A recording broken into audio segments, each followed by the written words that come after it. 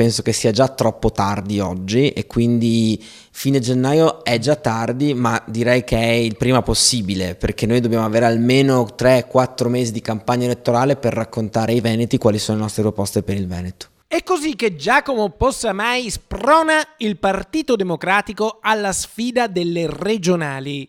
Serve un'idea per battere la Lega di Luca Zaia, il governatore più amato d'Italia, e il progetto ha un nome: Patto per il Veneto. Proprio su Rete Veneta ho lanciato l'idea di un patto per il Veneto che tenga insieme certo il PD, ma anche le liste civiche e altri partiti. Una realtà pensata e costruita in Veneto su misura, non un partito nazionale che non guarda ai territori. Ecco, penso che le primarie possano essere il momento fondativo di questo nuovo percorso, di questo nuovo progetto, che a quel punto deve avere un candidato che lo incarna fino in fondo, scelto dai cittadini con le primarie. Insomma, serve un momento fondativo del Patto per il Veneto e quel momento può coincidere con le primarie che Giacomo Possamai organizzerebbe il 26 gennaio, lo stesso giorno delle elezioni in Emilia-Romagna. Secondo me deve succedere una cosa molto semplice, cioè che il PD per una volta metta da parte il suo protagonismo e anche a volte la sua arroganza